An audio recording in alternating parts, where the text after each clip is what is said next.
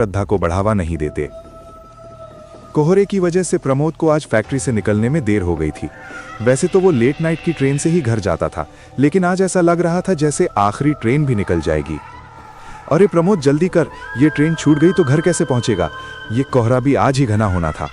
धड़कन की आवाज। वो स्टेशन की ओर दौड़ता गलियों से गुजर रहा था और उसकी ट्रेन उसकी आंखों के सामने आगे सरक रही थी। ट्रेन ने स्पीड पकड़ने से पहले वो कंपार्टमेंट में चढ़ गया। दरवाजा बंद होने की चरमराहट। रोज की जद्दोजहद कभी कभी कितनी थका देने वाली हो जाती है, ये उसे ऐसे ही लम्हों में एहसास होता था। दरवाजे पर खड़े होकर हांफते हुए वो अपनी हमेशा वाली खिड़की वाली सीट पर बैठ गया। बाहर कोहरा घना था। ठंडी हवा और कोहरे की चादर उसकी रूह को छू रही थी। सायरन बज रहे थे और हवा में अजीब सी सनसनाहट थी। ट्रेन पकड़ने से पहले पूरा कोच सूना था। आखिरी बोगी में सिर्फ प्रमोद ही था। शायद कोहरे की वजह से सब पहले निकल गए होंगे, जिससे कोच खाली था। कितना थक गया हूं आज। ये कोहरा, ये भागम भाग। बस थोड़ा आंखें बंद कर लूं, सुकून मिलेगा। कुछ देर बैठने के बाद प्रमोद को नींद आ गई। नींद की सांसें।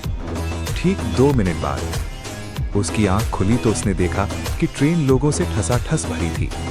भीड़ की फुसफुसाहट। अरे ये क्या, अभी तो कोच सूना था, इतने लोग कहां से आ गए। एक स्टेशन पर इतने सारे यात्री अचानक कहां चढ़ गए।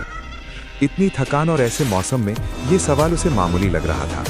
छोड़ यार, ज्यादा मत सोच, थकान ने दिमाग भटका दिया है। उसने फिर आंखें बंद की और सो गया। सफर के दौरान जब आंख दोबारा खुली तो ट्रेन फिर से पूरी तरह खाली थी। सन्नाटे की गूंज। ये क्या हो रहा है, अभी तो भरी थी, कोई स्टेशन भी नहीं आया, फिर ये लोग कहां गायब हो गए। कुछ समझ नहीं आ रहा। बीच में कोई स्टेशन भी नहीं आया था तो वो भीड़ कहां गई। इसी उलझन में डूबे प्रमोद को अचानक सिगरेट की तेज खुशबू महसूस हुई। एक धुएं का झोंका उसकी आंखों के आगे लहरा रहा था। धुएं की सिसकारी, जैसे कोई पुराना राज हवा में फैल रहा हो। उसने नजर दौड़ाई तो देखा उसके पास वाली सीट पर विकास नाम का अधेड़ सिगरेट फूंक रहा था। उसका चेहरा काला था और आंखें ऐसी जैसे अंधेरे को निगल रही हों। अरे अभी तो ट्रेन लोगों से भरी थी, अचानक सब कहां गायब। ये कैसे मुमकिन है। 25 साल बेटा, 25 साल से मैं हर रात इसी ट्रेन में चलता हूं। आधी रात के बाद इस ट्रेन में कोई जिंदा चढ़ने की हिम्मत नहीं करता। हवा की सनसनाहट। भाई साहब आप भी ना इतने यकीन से कैसे कह सकते हैं। ये तो कोहरे और थकान का असर होगा, कुछ नहीं। तुम्हें लगता है मैं सफेद झूठ बता रहा। 1 साल पहले इसी स्टेशन पर इसी ट्रेन में मैं चढ़ा था, जिस स्टेशन पर अभी रुकी थी।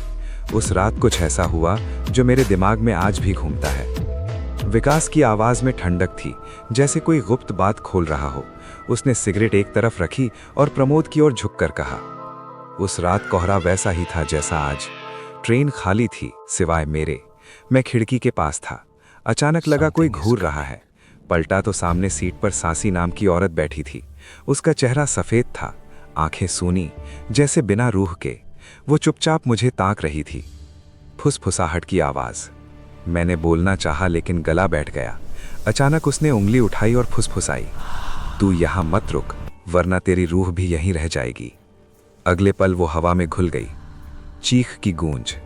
अरे अंकल, ये तो कोई भ्रम लग रहा, शायद सपना रहा हो।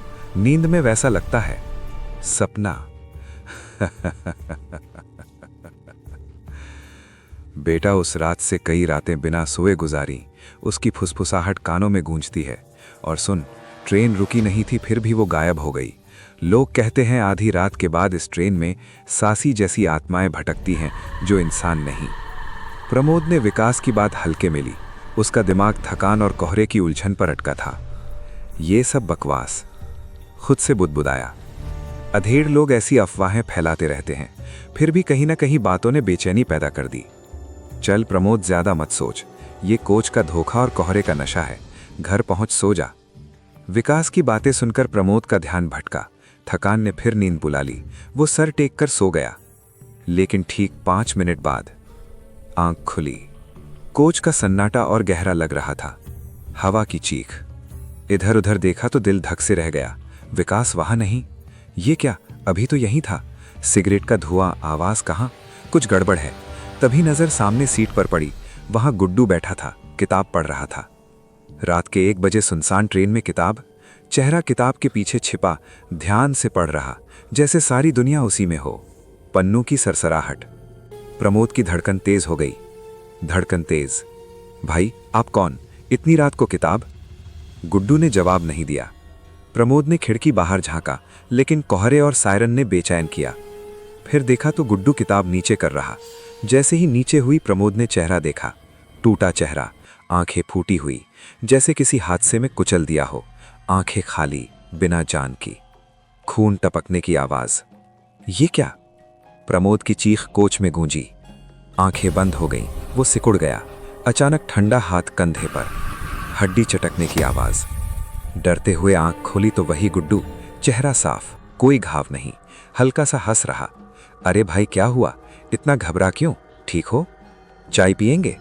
भूतिया हंसी। आपका चेहरा टूटा, ये सब क्या? मैं पागल तो नहीं? डर गए ना?